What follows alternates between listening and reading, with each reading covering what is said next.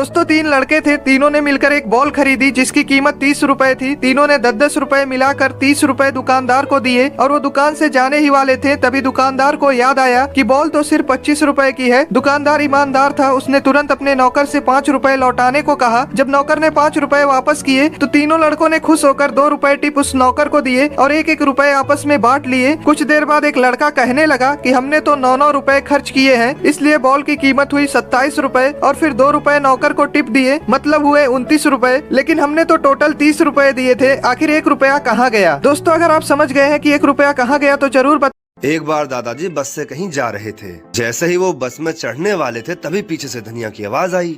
अरे दादाजी रुक जाओ, आप अपना वॉलेट तो घर पे ही भूल आए थे, ये लो अपना वॉलेट। अरे थैंक यू बेटा। चलो मैं घर जाता हूँ अब, ठीक है, बाय। उसके बाद दादाजी बस में जाकर बैठ गए और उसी बस में उनकी बगल वाली सीट पर बैठा हुआ था एक चोर। तब उस चोर ने प्लान बनाया कि लंबा सफर है, जैसे ही ये बुड्ढा सोएगा मैं इसका पर्स चोरी कर लूंगा। थोड़ी देर बाद चोर की आंख लग गई और जब उसकी नींद खुली तो उसने देखा कि दादाजी सो रहे हैं। वो तुरंत दादाजी के पास पहुंचा और उनकी सारी जेबें टटोल मारी, लेकिन उसको वॉलेट कहीं नहीं मिला। थक हार कर वो अपनी सीट पर आके बैठ गया।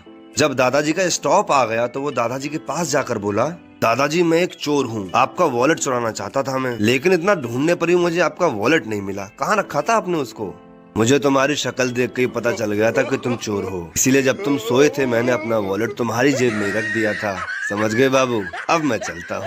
लोहा और सोना आपस में बात कर रहे थे तो लोहे ने सोने से सवाल किया कि यार तू सोना है, मैं लोहा हूँ।